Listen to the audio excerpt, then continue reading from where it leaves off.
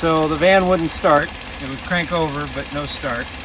I first checked to see if my fuel pump was working, and then pressed that right there. Fuel squirted out, so I knew I was getting fuel. I sprayed some starting fluid in the air intake after I took the air filter off. Still wouldn't fire off, and it would crank over. So I needed to see if I was getting spark, and I couldn't get the spark plug wires to come off the spark plug.